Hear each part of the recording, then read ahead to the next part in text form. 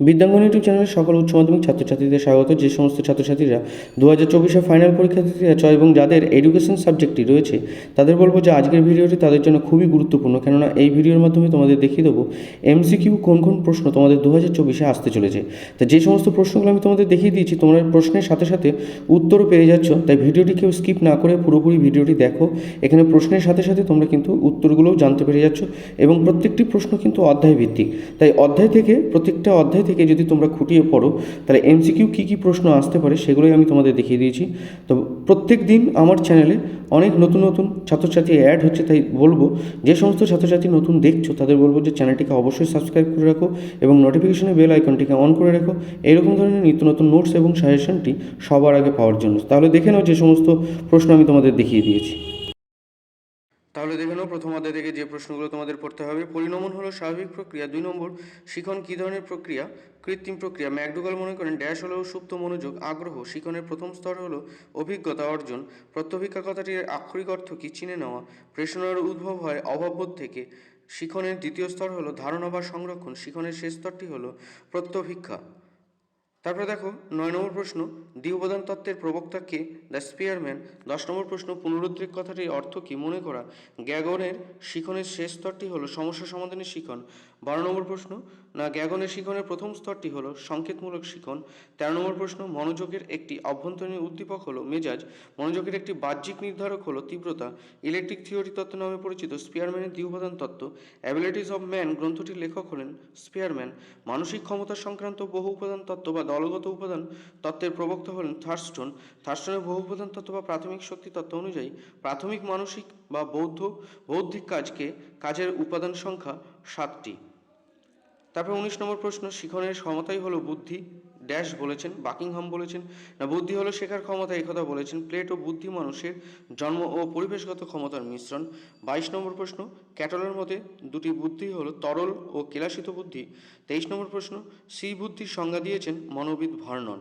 তাহলে প্রথম অধ্যায় থেকে যে প্রশ্নগুলো পড়তে হবে সেগুলো তোমাদের দেখিয়ে দিলাম। তোমরা যদি প্রথম অধ্যায় থেকে এই 23টা এমসিকিউ প্রশ্ন ভালো করে মুখস্থ করে রাখো তাহলে আশা করি তোমরা কিন্তু এখান থেকে কমন পেতে পারো। তারপরে দ্বিতীয় অধ্যায় দেখে নাও। দ্বিতীয় অধ্যায় থেকে যে প্রশ্নগুলো পড়তে হবে, আধুনিক শিক্ষা হলো শিশুকেন্দ্রিক শিক্ষা। কুকুরের উপর পরীক্ষাটি কে করেছিলেন? প্যাভলভ। ঘণ্টাধ্বনি শুনে কুকুরের লালাক্ষরণের ঘটনাকে বলা হয় স্বাভাবিক প্রক্রিয়া। প্যাভলভের শিখন তত্ত্বে প্রাচীন অনুবর্তনকে বলা হয় এস টাইপ অনুবর্তন। তারপরে প্রশ্ন, সক্রিয় অনুবর্তন বা অপারেন্ট অনুবর্তনের প্রবক্তা হলেন স্কিনার। মেন্টালিটি অফ অ্যাপিক্স গ্রন্থটি রচয়িতা হলেন কত খ্রিস্টাব্দে প্রকাশিত হয়? 1985 খ্রিস্টাব্দে। স্কিনারের পরীক্ষার ব্যবহৃত প্রাণীটি হলো ইঁদুর। স্কিনার্স বক্সের ব্যবহার করা হয়েছিল সক্রিয় অনুবর্তনে। সায়েন্স অফ হিউম্যান বিহেভিয়ার বইটি লিখেছেন স্কিনার। আর টাইপ অনুবর্তনটি নামকরণ করেছেন স্কিনার। সক্রিয় অনুবর্তনের সমালোচনা করেছিলেন নোয়াম চমস্কি। প্রচেষ্টা ও ভুলের শিখন তত্ত্বের প্রবক্তা হলেন থর্নডাইক। অ্যানিম্যাল ইন্টেলিজেন্স বইটির রচয়িতা হলেন থর্নডাইক। থর্নডাইকের মতে গৌণ সূত্র কয়টি? না 5টি। তারপরে প্রশ্ন দেখে নাও, শিখন সংক্রান্ত গবেষণার ক্ষেত্রে পাজল বক্স ব্যবহার করেছিলেন বিজ্ঞানী থর্নডাইক। গেস্টাল্ট কথাটির অর্থ হলো অবয়ব। অন্তর্দৃষ্টিমূলক শিখন কৌশল হিসেবে শিম্পাঞ্জির উপর পরীক্ষা করেন কোহলার। অন্তর্দৃষ্টিমূলক শিখন মূলত সম্ভব হয় বুদ্ধি দ্বারা। সুলতান নামক শিম্পাঞ্জির ওপর কে পরীক্ষা চালান? না কোহলার। তাহলে দেখে নাও যে দ্বিতীয় অধ্যায় থেকে যে প্রশ্নগুলো তোমাদের পড়তে হবে সেই প্রশ্নগুলি কিন্তু আমি তোমাদের দেখিয়ে দিয়েছি। এই প্রশ্নগুলো তোমরা বাড়িতে ভালো করে প্র্যাকটিস করো। এবার আমরা চলে যাব তৃতীয় অধ্যায় থেকে।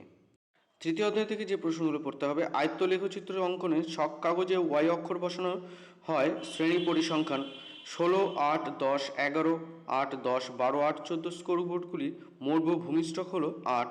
18, 15, 25, 12, 10-এর গড় হলো 16। শ্রেণী 40-45-এর শ্রেণী সীমানা অর্থাৎ নিম্ন ও ঊর্ধ্ব সীমানা হলো 39.5 থেকে 45.5। তারপরে দেখো রাশিবিজ্ঞানে উচ্চ স্কোর ও বিস্তৃত যদি যথাক্রমে 120 ও 30 হয় তবে নিম্ন স্কোর হবে 90। 7, 10, 11, 14, 15, 16, 18 স্কোরগুলির মধ্যমান কত? না 14। কোনটি কেন্দ্রীয় প্রবণতার পরিমাপ নয়? পরিসংখ্যান বহুভুজ। তারপরে 8, 6, 10, 12, 9, 14, 4 স্কোরগুলি গড় মান কত? 9। স্ট্যাটিস্টিক্স হলো একটি লাতিন শব্দ। তাহলে তৃতীয় অধ্যায় থেকে যে প্রশ্নগুলো পড়তে হচ্ছে এই প্রশ্নগুলো তোমরা অবশ্যই ভালো করে পড়বে। তারপর আমরা চলে আসলাম চতুর্থ অধ্যায়। ভারতীয় স্বাধীনতা আইন পাশ হয় 1947 সালে। 18 জুলাই শিক্ষাকে যুগ্ম তালিকাভুক্ত করা হয় সংবিধানের যে সংশোধনীতে, তা হলো 42তম। শিক্ষায় সমসুযোগ দানের অর্থ কী?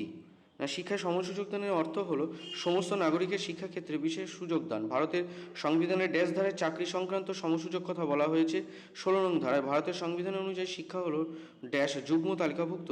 ভারতীয় সংবিধানে ড্যাশ ধারায় সম্পূর্ণভাবে রাজ্যের আর্থিক সহায়তা পরিচালিত কোনো শিক্ষা প্রতিষ্ঠানে ধর্মীয় নির্দেশনা প্রদান করা যাবে না 28 নং ধারায়। কত সালে ভারতীয় সংসদে শিক্ষা অধিকারটি আইনটি পাশ হয়? 2009 সালে। ভারতীয় সংবিধান ধারায় 14 বছর বয়স পর্যন্ত সকল শিশুদের জন্য যে বাধ্যতামূলক শিক্ষার কথা উল্লেখ হয়েছে ড্যাশ ধারায় বলেছে না 45 নং ধারায়। ভারতের সংবিধানে কত নং ধারায় নারীদের শিক্ষার সুযোগ সুবিধার কথা বলা হয়েছে? 15-1 নং ধারায়। বৃত্তি ও কারিগরি শিক্ষা ড্যাশ নং ধারায় অন্তর্গত? 25 নং ধারায়। প্রথম জাতীয় নারী শিক্ষা পরিষদ গঠিত হয় কার নেতৃত্বে? শ্রীমতী দুর্গাবাই দেশমুখ। গণপরিষদের সভাপতি ছিলেন ড্যাশ না রাজেন্দ্র প্রসাদ। তারপরে দেখো ভারতীয় সংবিধানের খসড়া রচিত হয় ড্যাশ সভাপতিত্বে? ডক্টর BR আম্বেদকরের সভাপতিত্বে। তারপরে পঞ্চম অধ্যায় থেকে যে প্রশ্নগুলো পড়তে হবে, স্বাধীন ভারতের প্রথম শিক্ষা কমিশন হলো বিশ্ববিদ্যালয় শিক্ষা কমিশন। রাধাকৃষ্ণ কমিশনের ভারতীয় সদস্য ছিলেন 7 জন। কলকাতা বিশ্ববিদ্যালয় স্থাপিত হয় 1857 সালে। কলেজ ও বিশ্ববিদ্যালয়ের আর্থিক সাহায্য প্রদান করে UGC। গ্রামীণ বিশ্ববিদ্যালয়ের প্রতিষ্ঠাতাকে যে শিক্ষা কমিশনে বলা হয়েছে তা হলো রাধাকৃষ্ণ কমিশন। বিশ্ববিদ্যালয় শিক্ষা কমিশনের সম্পাদক ছিলেন doctor N.K. Siddhanta. National council of rural higher education প্রতিষ্ঠিত হয় 1956 সালে। পশ্চিমবঙ্গের একটি কেন্দ্রীয় বিশ্ববিদ্যালয় হলো বিশ্বভারতী বিশ্ববিদ্যালয়। তারপরে দেখে নাও পরের প্রশ্ন, গ্রামীণ বিশ্ববিদ্যালয়ের স্নাতক স্তরে শিক্ষাকালের সুপারিশ ছিল 2 বছরের। বুনিয়াদী শিক্ষার সময়কাল 8 বছর হবে ওটা। মাধ্যমিক শিক্ষা কমিশনের সুপারিশ পেশ হয় 6ষ্ঠ অধ্যায়। মাধ্যমিক শিক্ষা কমিশনের সুপারিশ পেশ হয় 1952 সালে। ক্যাব একটি জাতীয় প্রতিষ্ঠান। মাধ্যমিক শিক্ষা কমিশনের অপর নাম হচ্ছে মুদালিয়ার কমিশন। মুদালিয়ার কমিশনে কয়জন সদস্য ছিল? না 7 জন সদস্য ভারতীয়, 2 জন বিদেশি সদস্য, মোট 9 জন সদস্য নিয়ে গঠিত হয়েছিল। প্রাথমিক শিক্ষা কমিশনের সভাপতি ছিলেন কে? A. লক্ষণস্বামী মুদালিয়ার। তারপর 78 নম্বর প্রশ্ন, কোন কমিশনে বি কোর্সের কথা বলা হয়েছে? হান্টার কমিশনে। 80 নম্বর প্রশ্ন, না মুদালিয়ার কমিশনের প্রস্তাব অনুযায়ী কোন শ্রেণী থেকে ছাত্রছাত্রীরা পছন্দ মতো পাঠ প্রবাহ নির্বাচনে সক্ষম ছিল? 9ম শ্রেণী থেকে। প্রবাহের কথা নিম্নোক্ত কোন কমিশনে উল্লেখ করা হয়েছে? মুদালিয়ার কমিশনে। বহুমুখী বিদ্যালয় স্থাপনের কথা কোন কমিশনে উল্লেখ করেছেন? মুদালিয়ার কমিশন। মাধ্যমিক শিক্ষা কমিশন নির্ধারিত নিম্ন বুনিয়াদী শিক্ষার কাল হবে 5 বছর। মুদালিয়ার কমিশনের মতে মধ্যশিক্ষা পর্ষদের সভাপতি রাজ্যের শিক্ষা আধিকারিক। মুদালিয়ার কমিশনের রিপোর্টের পৃষ্ঠা সংখ্যা 311টি, অর্থাৎ 16টি অধ্যায়। তাই 7ম অধ্যায় থেকে দ্বাদশ অধ্যায় পর্যন্ত কি কি প্রশ্ন পড়তে হবে দেখে নাও এবার। না প্রথম প্রশ্ন, কোঠারি কমিশন মোট সদস্য সংখ্যা 17 জন। কোঠারি কমিশনের সমস্ত রিপোর্ট ছিল ড্যাশ পৃষ্ঠা? না 692টি পৃষ্ঠা। কারিগরি শিক্ষার সঙ্গে সম্পর্কিত একটি সংস্থা হলো AICTE। তারপরে দেখো কোঠারি কমিশনের সুপারিশ অনুযায়ী উচ্চ প্রাথমিক স্তরের সময়কাল হলো 4 বা 5 বছর। কমন স্কুলের কথা বলা হয়েছে ভারতীয় শিক্ষা কমিশনে। জাতীয় শিক্ষা কমিশন গঠিত হয় 1964 সালে। একটি প্রাথমিক শিক্ষালয়ের নাম বলো মন্তেশ্বরী স্কুল। কিন্ডারগার্টেনের প্রবক্তা হলেন ফ্রয়েবেল। কাসাদাই বাম্বিনি, যার অর্থ হলো শিশু নিকেতন, এটি প্রতিষ্ঠা করেন মাদার মন্তেশ্বরী। কঠোরি কমিশনের মূল রিপোর্টটি ছিল 4টি খণ্ডে বিভক্ত। কোন কমিশন বিদ্যালয় গুচ্ছের সুপারিশ করে? কোঠারি কমিশন। অষ্টম অধ্যায় থেকে যে প্রশ্নগুলো পড়তে হবে, প্রোগ্রাম অফ অ্যাকশন গঠিত হয় 1992 সালে। কত সালে গঠিত হয়? 1992 সালে। রচনা করে NCERT। অপারেশন ব্ল্যাকবোর্ড কোন স্তরের শিক্ষার জন্য কর্মসূচি? প্রাথমিক। নবোদয় বিদ্যালয় গঠনের সুপারিশ করেন জাতীয় শিক্ষানীতি 1986 সালে। জাতীয় শিক্ষানীতি NPE শিক্ষা কাঠামোটি হলো 10+2+3। জাতীয় শিক্ষানীতি 1986 খ্রিস্টাব্দের স্লোগান ছিল অসাম্য দূরীকরণ ও শিক্ষার সমসুযোগ প্রদান, এডুকেশনাল ইকুয়ালিটি। এর কথা জাতীয় শিক্ষানীতির কোন অধ্যায়ে ভুক্ত? 4র্থ অধ্যায়। জাতীয় শিক্ষানীতিতে সবচেয়ে উল্লেখযোগ্য সুপারিশটি হলো চাকরির সঙ্গে ডিগ্রির বিচ্ছেদ। নবোদয় বিদ্যালয়ের অপর নাম কি? Pace setting school. স্বশাসিত মহাবিদ্যালয়ের স্বীকৃতির কথা কোন কমিশনে বলা হয়েছে? জাতীয় শিক্ষানীতি 1986 সালে। নবম অধ্যায় থেকে যে প্রশ্নগুলো পড়তে হবে, প্রতিবন্ধীদের স্বার্থে ভারত সরকার persons with disabilities act pass হয় 1995 সালে। অন্ধ শিশুদের শিক্ষার একটি উদ্দেশ্য হলো হীনমান্যতা দূর করা। সাধারণ শিশুদের ক্ষেত্রে আলাদা তারাই হলো ব্যতিক্রমী শিশু। মেন্টাল ম্যাপ ব্যবহার করা হয় ড্যাশ শিক্ষার জন্য? দৃষ্টিহীন শিক্ষার জন্য। দৃষ্টিহীন শিশুদের শিক্ষা পদ্ধতিটির নাম হচ্ছে ব্রেইল পদ্ধতি। ভারতে প্রতি বছর প্রতিবন্ধী দিবস পালিত হয় 15ই মার্চ। স্কিনার রিডার যন্ত্র ব্যবহৃত হয় দৃষ্টিহীনদের শিক্ষার জন্য, ঠোঁট নাড়া পদ্ধতিটি ব্যবহৃত হয় মূক ও বধিরদের জন্য, ব্রেইল পদ্ধতি চালু হয় 1829 খ্রিস্টাব্দে, শব্দের তীব্রতা পরিমাপের একক হলো ডেসিবেল বা ডিবি। এনএলএম এর শব্দটি পুরো কি না ন্যাশনাল লিটারেসি মিশন, সর্বজনীন সাক্ষরতার কথার অর্থ হলো সকলের জন্য সাক্ষরতা। জাতীয় বয়স্ক শিক্ষা কর্মসূচি কার্যকর হয় 1978 খ্রিস্টাব্দে। জাতীয় সাক্ষরতা কমিশন স্থাপিত হয় 1988 খ্রিস্টাব্দে। আন্তর্জাতিক সাক্ষরতা দিবস হলো 8ই সেপ্টেম্বর। বয়স্ক শিক্ষাকে সামাজিক শিক্ষা হিসেবে অভিহিত করেছেন মৌলানা আবুল কালাম আজাদ। জাতীয় সাক্ষরতা মিশন কবে প্রতিষ্ঠিত হয়? 1988 সালে 5ই মে। সর্বশিক্ষা অভিযানে কার্যকরী হয় 2002 খ্রিস্টাব্দে। আধুনিক শিক্ষা হলো শিশুকেন্দ্রিক শিক্ষা। ডেলর্স কমিশনের সদস্য ছিলেন 14 জন। ডেলর্স কমিশনের প্রতিবেদনটি হলো লার্নিং দ্য ট্রেজার উইদিন। 2000 খ্রিস্টাব্দে ডাকারে অনুষ্ঠিত আন্তর্জাতিক সম্মেলনের বিষয়টি হলো সকলের জন্য শিক্ষা। জ্যাকুইস ডেলর্স কমিশন স্থাপিত হয় 1996 সালে। কর্মের জন্য শিক্ষা হলো পারদর্শিতার শিক্ষা। ডেলর্স যে এই শিক্ষার কটি স্তরের কথা বলা হয়েছে? 4টি। ইএফএ কথাটি পুরো নাম কি? Education for all. 1971 খ্রিস্টাব্দে ইউনেস্কো দ্বারা গঠিত প্রথম আন্তর্জাতিক শিক্ষা কমিশনের সভাপতি ছিলেন এডগার ফার। বিশ্ব নারী দিবস উদযাপিত হয় 11ই মার্চ। তারপরে দেখে নাও দ্বাদশ অধ্যায় থেকে যে প্রশ্নগুলো তোমাদের পড়তে হবে।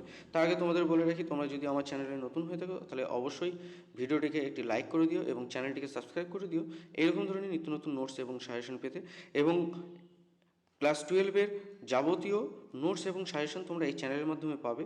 তা তোমাদের যদি এসিকিউর দরকার হয়, তা এসিকিউ কিন্তু আমি পূর্ববর্তী ভিডিওগুলোতে আমি এনেছি। তোমরা সেগুলো যদি দেখে নাও তাহলে কিন্তু তোমরা সেখান থেকে পড়তে অনেক সুবিধা হবে। সেখান থেকে কিন্তু অনেক প্রশ্ন তোমরা কিন্তু কমন পাবে 2024-এ এসিকিউ। তা তোমরা দেখে নাও যে এসিকিউ প্রশ্ন যেগুলো আছে, আমি অবশ্যই ভিডিও লিঙ্কটা তোমাদেরকে এই ফার্স্ট কমেন্ট বক্সে আমি দিয়ে দেবো।